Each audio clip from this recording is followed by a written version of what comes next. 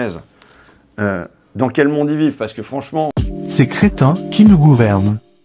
Épisode 2, Elisabeth Borne. Je sais pas si ça rentre dans notre série, ces crétins qui nous gouvernent, ces imbéciles, ces idiots, mais je voudrais demander à Madame Borne, qui est la patronne? Est-ce que c'est elle qui a décidé de la censure de La Belle et la Bête?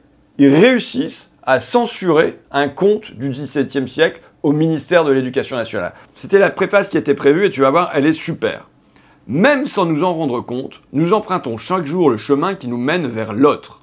En ouvrant ce livre, vous allez faire une rencontre singulière, celle d'une jeune fille qui sut voir au-delà des apparences. Ouais, c'est écrit, c'est pour les enfants. Ça devait être donné à 1 million d'exemplaires à peu près, à tous les enfants de CM2. Avant qu'ils passent au collège, on devait leur faire ce cadeau, La Belle et la Bête. Donc là, ils allaient découvrir ça. La préfacière dit « Son empathie et sa générosité ne s'arrêtent pas à l'apparence de la bête. Derrière ses yeux sombres, la Belle perçut une lueur d'humanité. Derrière ses croix serrées, la Belle devina un sourire tendre. Dans les mots de la Bête, elle entendit cette poésie fragile où l'amour prend parfois racine. C'est une ode à l'altérité. Les relations exigent souvent le courage de s'ouvrir à l'inconnu, d'aller au-devant de ce qui nous semble étranger. Tu vois, c'est une ode à l'altérité. C'est qui signe ça? Qui signe cette belle préface? C'est Elisabeth Borne, ministre de l'Éducation nationale. Ce conte, écrit au XVIIe siècle par Jeanne-Marie Le Prince de Beaumont, je cite toujours Elisabeth Borne, là, grâce à Jules, grâce au talent de Jules, il nous offre un voyage visuel sublimé.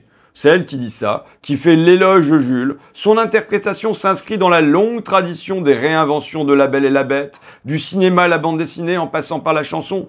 Vous découvrirez dans cette version dessinée pour vous la touche malicieuse et le regard affûté de Jules qui insuffle à ce conte une modernité nouvelle, tu vois. Et donc, qui écrit ça? Elisabeth Borne, ministre de l'Éducation nationale. Et c'est pourtant la même Elisabeth Borne, ministre de l'Éducation nationale, qui là a décidé de censurer La Belle et la Bête, d'interdire que ce conte, dans la version illustrée par Jules, arrive dans les mains d'1 million d'enfants de nos campagnes, de nos villes, avant leur entrée en 6e.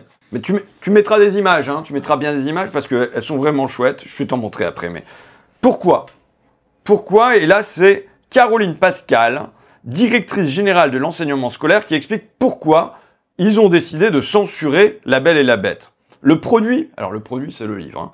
Le produit ne permet pas une lecture en autonomie à domicile, en famille et sans l'accompagnement des professeurs pour des élèves âgés de 10-11 ans. Et elle dit qu'il faudrait des élèves plus âgés. Pourquoi? Parce qu'il y a les thématiques, je cite Madame Pascal, hein, directrice générale de l'enseignement scolaire, Caroline Pascal, qui dit voilà, le problème c'est qu'il y a les thématiques de l'alcool, des réseaux sociaux et des réalités sociales complexes. Voilà pourquoi il ne faut pas mettre ce livre entre les mains d'enfants de 10 ans. L'alcool apparaît page 24. Tu vois là, c'est le papa de La Belle.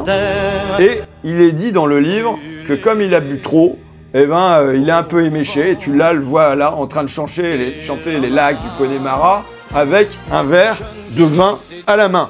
Et donc, ça va pas pour Madame Pascal parce qu'elle estime que des enfants de 10 ans ne peuvent pas se retrouver face à des images qui sont aussi terrifiantes, tu vois.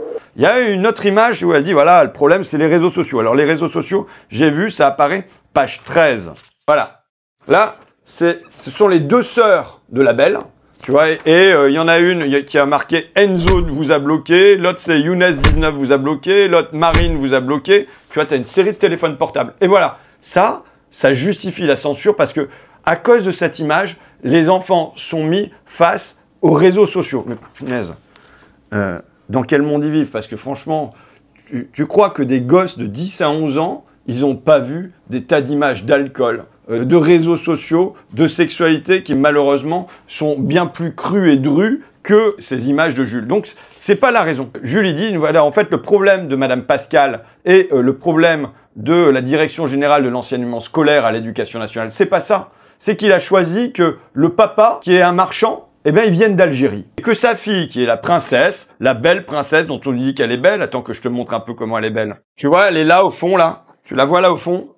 assise sur le canapé. Il y a ses deux sœurs au premier plan. Il y a une blonde qui se met du maquillage. Il y en a une qui se fait les cheveux. Et t'as la belle au fond sur le pouf. Le problème de la belle, en fait, c'est qu'elle a les cheveux un peu trop frisés et qu'elle n'est pas une princesse arienne avec les cheveux blonds et le teint pâle. Il est scandalisé, Jules, parce que lui, il est prof d'origine. Il était prof, il est d'une famille de profs. Il dit, bon sang, y compris au ministère de l'Éducation, eh ben, se sont installés des enfants, des petits-enfants de Patrick Buisson. Tu vois qui est Patrick Buisson? C'était le conseiller identité nationale de Nicolas Sarkozy. Et il dit, Jules, franchement, ce sont les mêmes qui dénoncent Trump parce que Trump opère des censures aux États-Unis sur les livres scolaires. Ce sont les mêmes qui font des odes à Charlie en disant « Je suis Charlie parce qu'il faut la liberté de la presse » et ainsi de suite, qui viennent censurer un livre avec des raisons vaseuses et avec, en vérité, des intentions sinueuses derrière. Il est censuré, ce livre, par Madame Borne, qui en avait pourtant écrit la préface. C'est pour ça que je demande, mais qui est la patronne? Est-ce que c'est vous qui décidez ou c'est Madame Caroline Pascal qui est finalement une technicienne, une haute fonctionnaire technicienne? Mais enfin, est-ce que c'est le politique qui décide ou est-ce que c'est le technique? Est-ce que c'est les énarques et compagnie? Bon, ben, c'est à vous, Madame Borne, de décider. C'est vous qui avez la responsabilité de cette censure. Cette censure, elle va s'exercer dans les écoles. Chez moi, mais franchement, est-ce que tu imagines, à partir des images que tu as vues, qu'il y a un enfant, un seul dans le pays, ou un parent, un seul, chez moi, à Flic Secours, à Amiens-Nord, qui serait choqué par les images produites par Jules? Pas du tout. Bon, donc le livre va être censuré par le ministère de l'Éducation nationale, mais enfin, le livre va quand même se retrouver dans le commerce et on pourra acheter pour nos enfants La Belle et la Bête dans sa version julienne. Voilà. C'était Ces crétins qui nous gouvernent. Épisode 2. À bientôt.